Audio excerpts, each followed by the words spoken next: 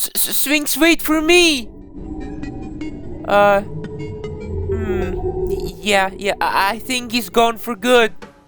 Since the previous episode got amazing feedback, there's no other choice than for me to clench my butt cheeks once again and go deeper in Terraria 1.0. While I was mumbling, you witnessed a small time lapse of me spending 15 minutes looking for an above-ground jungle biome, only to realize it does not exist. Then I had to spend another 2 hours making elevators all over the world to find the underground jungle instead. I encountered shroom biomes along the way, but apart from plenty hot mommy slimes near your area, this biome contained no cabins, chests, or anything extraordinary to mention. At this point of the game, there were just small patches of mushrooms hidden in the caverns. After rethinking my life and all the bad decisions I've made in my 21 years of life, a ton of time had passed, but I finally had located this green-infested place. Unfortunately, the jungle biome in Terraria 1.0 is just like me, a disappointment. Apart from giant human-sized bees with deadly stingers and meat hooks on a vine, I was able to only get 3 useful items. Staff of Regrowth, well, like, you can laugh, but it was actually quite useful. Anklet of the Wind, as well as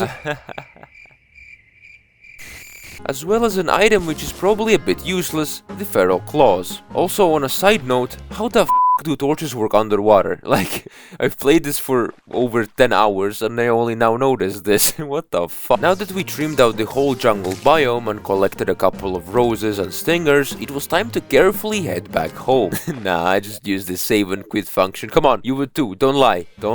Once home, I was able to craft the Thorn Chakram, which hopefully would come in help, as it was time to tie a noose around the worm's neck, if you know what I mean. Armed with new accessories, a new weapon, Jester's arrows, bombs, dynamite, and a ton of platforms, I went to the corruption biome. I got a musket rather quickly, but then I realized that the corruption is different, goddammit. The pits that are usually connected are not connected in this version, which means you have to throw dynamite, because bombs don't destroy the stone, by the way, and fight the Eater of Worlds on the surface instead. Since I'm obviously not that dumb, I'm not gonna fight it in that hole. I destroyed 2 orbs while leaving one as the closest to the surface intact, and built a small arena from platforms. Then I was visited by a seemingly suicidal Pinky. We danced a little bit in front of a pit, which would mean death to both of us, but, you know, since I'm the greatest Terraria player of all times, that's a joke, by the way, I came out victorious just to be meted by another Pinky. Maybe that was just a sign from the gods that I'm not that great, after all.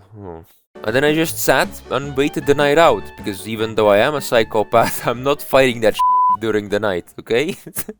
As the sun rised, I threw dynamite to reveal the last orb. My heart started pounding like never before, my veins filled with hot blood, and I smashed it. I summoned the beast and shouted, "Let's go!"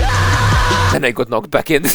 I quickly went to the surface and the battle of the century began. I was nudged, pushed, hit, abused, and everything in between. And then it got worse. There were 2 of them. Little did I know that soon enough there's going to be 7 or 8 of them, and is going to get even nastier. The smaller they got, the faster they became, and yet still hit just as hard for some reason. Jesus Christ. We're playing 1.0 here, to remind you, okay? Like, I had no buffs, no weapon or accessory modifiers, and the boss is actually stronger in this update compared to the newer versions of Terraria. To make the matters worse, my upgraded bow boy basically said, "Merry Christmas, Sphinx, you're f***ed. You have no Jester's arrows left." You know, at this point, I'm pretty much dead. The only thing in my inventory was a green sonic ring which doesn't pierce enemies, and a star fury which stars have problems hitting the smaller pieces of the Eater. However, me and my good friends at Relogic had a plan B. You see, health potions don't really seem to have pretty much any cooldown in this version, so I kinda abused it, and I abused it hard. I kept drinking the red substance and spamming every weapon I could to slowly chip away its health and ultimately slay the rotten sausage. I was actually really stoked about the victory, but then I was surprised even more. In this version, it actually drops a random shadow armor piece. It did break the gold armor defense set bonus, and I was really debating if I should just throw it in the pits of corruption. I kept it and I rushed back home, crafted a pickaxe which can mine hellstone, as well as a new sword with a couple of bars I already had at home. Look, I ain't the sharpest tool in the shed, we all know that, so after a little round of thought, I just decided to sacrifice my sanity even more for a full shadow set. Why, you ask?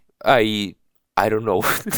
I crafted some worm food and was on my way to cook the sausage, because this time I actually brought more Jester's arrows that made a huge difference. Remember, kids, penetration is key. Was a pretty much identical armor set worth half an hour of my life? Well, I mean, at least it looks cool, right?